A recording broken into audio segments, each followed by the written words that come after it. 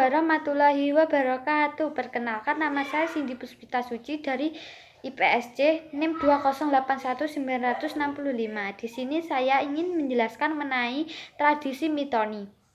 Meskipun zaman semakin berkembang menjadi modern, namun sebagian masyarakat Wonogiri tidak meninggalkan kebudayaan warisan para leluhurnya. Seringkali dijumpai masyarakat Wonogiri menggelar upacara tradisi tertentu. Misalnya itu upacara tradisi mitoni sebagai rangkaian persiapan kelahiran menyambut anak pertamanya. Kata mitoni sendiri berasal dari dalam budaya Jawa yang artinya melaksanakan suatu upacara pada bulan ke-7 masa kehamilan pertama seorang perempuan, dengan tujuan agar janin dalam kandungan dan calon ibu yang sedang mengandung senantiasa dalam keadaan selamat. Menurut beberapa sumber disebutkan bahwa asal mula acara mitoni disebabkan manusia merasa dirinya sering berada pada masa krisis dalam kehidupannya. Kehidupan manusia memiliki beberapa tahapan, yaitu kelahiran, masa anak-anak, dewasa, perkawinan, serta kematian. Peralihan dari suatu tahap ke tahap berikutnya sering disebut dengan masa krisis. Dalam menghadapi masa krisis ini, manusia perlu memerlukan sesuatu untuk memperkuat imannya dan menguatkan dirinya, tak terkecuali dengan mempersiapkan sebuah kelahiran.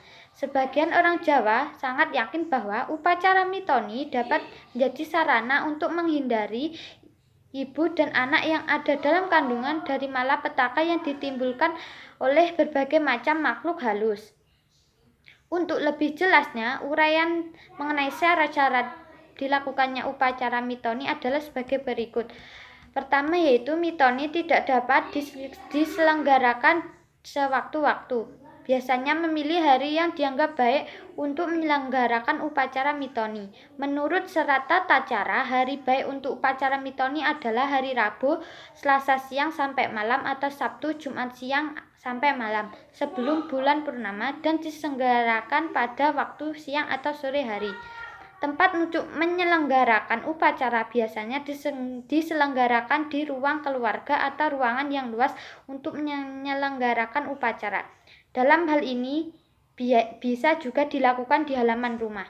Adapun beberapa tahap dalam upacara mitoni meliputi: Assalamualaikum warahmatullahi wabarakatuh. Perkenalkan, nama saya Cindy Puspita Suci dari IPSC NIM 2081965. Di sini saya ingin menjelaskan mengenai tradisi mitoni. Meskipun zaman semakin berkembang menjadi modern, namun sebagian masyarakat Wonogiri tidak meninggalkan kebudayaan warisan para leluhurnya. Seringkali dijumpai masyarakat Wonogiri menggelar upacara tradisi tertentu. Misalnya itu upacara tradisi mitoni sebagai rangkaian persiapan kelahiran menyambut anak pertamanya. Kata mitoni sendiri berasal dari dalam budaya Jawa yang artinya melaksanakan suatu upacara pada bulan ke-7 masa kehamilan pertama seorang perempuan, dengan tujuan agar janin dalam kandungan dan calon ibu yang sedang mengandung senantiasa dalam keadaan selamat. Menurut beberapa sumber disebutkan bahwa asal mula acara mitoni disebabkan manusia merasa dirinya sering berada pada masa krisis dalam kehidupannya. Kehidupan manusia memiliki beberapa tahapan, yaitu kelahiran, masa anak-anak, dewasa, perkawinan, serta kematian. Peralihan dari suatu tahap ke tahap berikutnya sering disebut dengan masa krisis. Dalam menghadapi masa krisis ini, manusia perlu memerlukan sesuatu untuk memperkuat imannya dan menguatkan dirinya, tak terkecuali dengan mempersiapkan sebuah kelahiran. Sebagian orang Jawa sangat yakin bahwa upacara mitoni dapat menjadi sarana untuk menghindari ibu dan anak yang ada dalam kandungan dari malapetaka yang ditimbulkan oleh berbagai macam makhluk halus. Untuk lebih jelasnya, uraian mengenai cara-cara dilakukannya upacara mitoni adalah sebagai berikut. Pertama, yaitu mitoni tidak dapat diselenggarakan sewaktu-waktu. biasanya memilih hari yang dianggap baik untuk menyelenggarakan upacara mitoni. Menurut serat tata cara, hari baik untuk upacara mitoni adalah hari Rabu, Selasa siang sampai malam atau Sabtu, Jumat siang sampai malam sebelum bulan purnama dan diselenggarakan pada waktu siang atau sore hari. Tempat untuk menyelenggarakan upacara biasanya diselenggarakan di ruang keluarga atau ruangan yang luas untuk menyelenggarakan upacara. Dalam hal ini bisa juga dilakukan di halaman rumah. Adapun beberapa tahap dalam upacara mitoni meliputi: yang pertama yaitu upacara sungkeman yang dilakukan oleh calon ibu kepada orang tua, mertua, dan suami. Sungkeman ini dimaksudkan untuk memohon doa restu sebagai ungkapan kesadaran akan adanya tugas yang besar, yaitu melahirkan anak, mendidik, dan membesarkannya.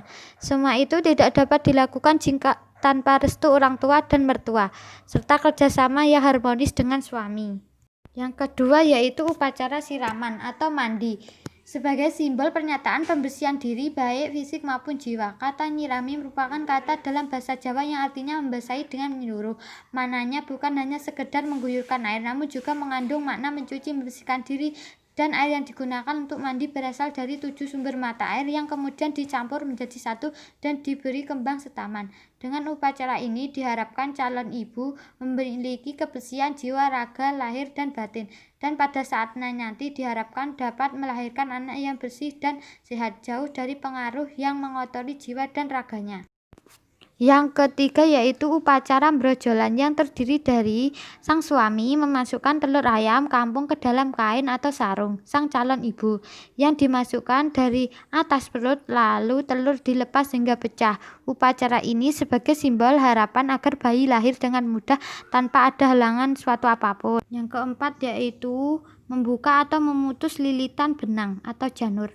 Sebuah janur akan dililitkan pada perut calon ibu. Lilitan ini harus diputus oleh calon ayah menggunakan sebatang keris. Kemudian dibuang jauh-jauh dengan maksud agar kelahiran bayi nantinya berlangsung dengan lancar. Yang kelima yaitu dengan memasukkan sepasang kelapa muda atau cengkir gading yang telah digambari Kamajaya dan Dewi Ratih atau Arjuna dan Sembadra ke dalam sarung dari atas perut calon ibu. Makna dari upacara ini adalah agar kelak bayi lahir dengan mudah tanpa kesulitan.